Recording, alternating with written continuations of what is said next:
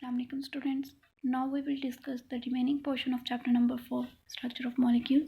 हम लोगों ने टाइप्स ऑफ केमिकल बॉन्ड तक पढ़ लिया था, जिसमें मेटालिक बॉन्ड्स तक हम लोगों ने लास्ट वीडियो में पढ़ा था. आज हम पढ़ते हैं intermolecular forces. Intermolecular forces beside chemical bond, weak forces are also present in a molecule which are called intermolecular forces. अब केमिकल बॉन्ड के अलावा एक मॉलिक्यूल के अंदर वीक फोर्सेस होती हैं जो कि यहाँ पे शो हो रहा है. ये एक हाइड्रोजन और क्लोरीन के अंदर केमिकल बॉन्ड है, सिंगल कोवलेंट बॉन्ड. एक HCl मॉलिक्यूल और दूसरे HCl मॉलिक्यूल के अंदर हम देख सकते हैं कि एक डॉटेड लाइन है. ये डॉटेड लाइन रिप्रेजेंट कर रही है इंटरमोलिकुलर फोर्सेस को. Intermolecular forces basically weak forces होती हैं. एक केमिकल बॉन्ड को ब्रेक करने के लिए 430 किलो जॉल्स एनर्जी रिक्वायर्ड होती है, जो कि हाइड्रोजन और क्लोरीन के अंदर है, जबकि एक इंटरमोलिकुलर फोर्स को ब्रेक करने के लिए सिर्फ 17 किलो जॉल्स एनर्जी की ज़रूरत पड़ती है.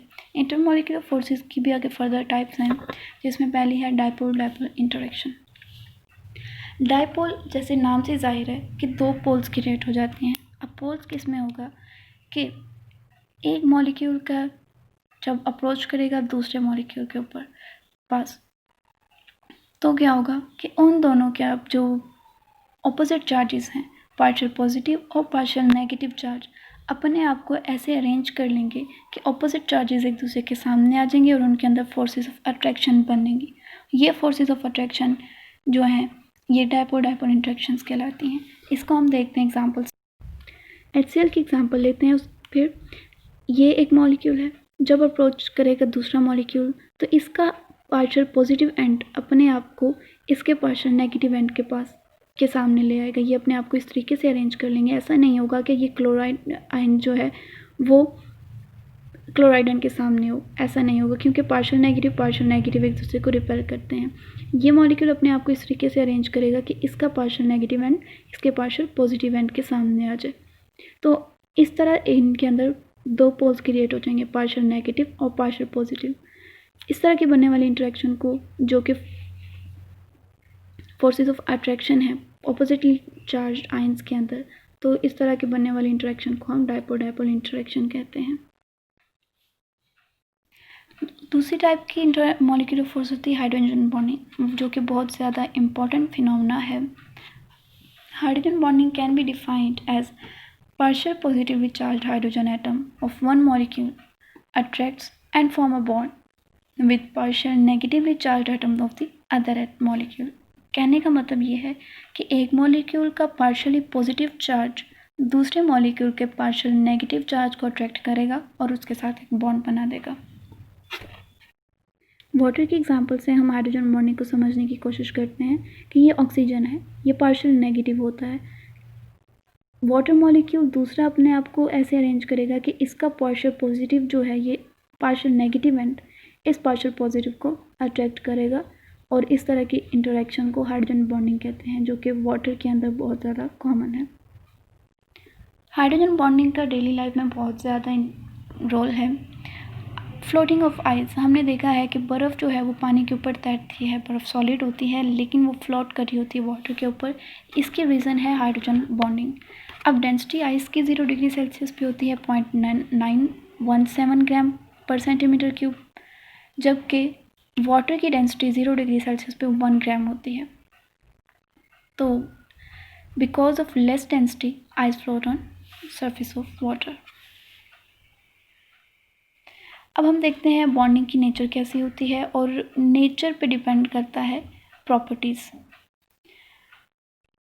तो आयनिक कंपाउंड्स की नेचर हमें पता है, ये पॉजिटिव और नेगेटिव चार्जेस की वजह से आयंस बनते हैं और ये एक क्रिस्टल्स बना देते हैं जिनके अंदर स्ट्रॉन्ग इलेक्ट्रोस्टैटिक फोर्सेस होती हैं. ये हम देखते हैं, ये सोडियम क्लोराइड एक 3 डायमेंशनल क्रिस्टलाइन फॉर्म में आयनिक कंपाउंड्स बनते हैं.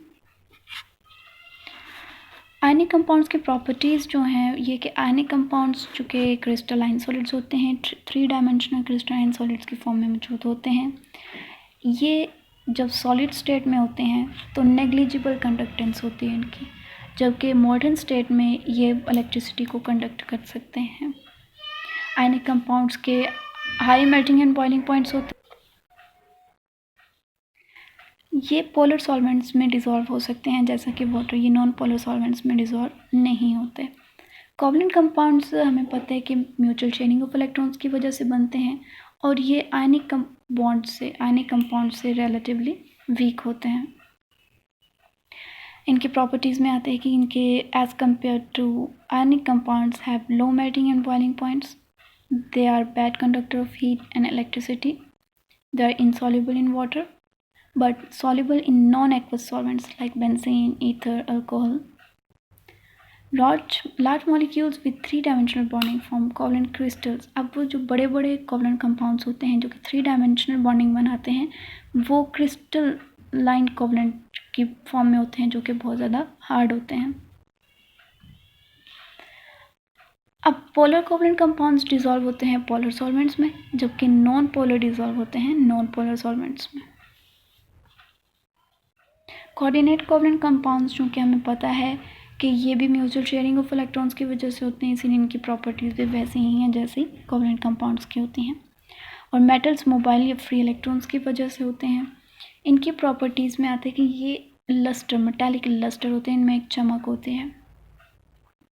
ये मेलिएबल और डक्टाइल होते हैं। मेलिएबल ऐसी टर्म है जो कि बताती है हमें कि इनको हम शीट्स में रोल कर सकते हैं, जबकि डक्टाइल का मतलब है कि ये वायर्स में भी कन्वर्ट किए जाते हैं। तो मेटल्स को हम शीट्स और वायर्स में भी कन्वर्ट कर सकते हैं। इनके high melting and boiling points होते हैं और ये हीट और इलेक्ट्रिसिटी के बहुत अच्छे कंडक्टर्स होते हैं। Thank you. चैप्टर नंबर 4 हमारा एंड हो गया। Hope you all learn it very well. Thank you.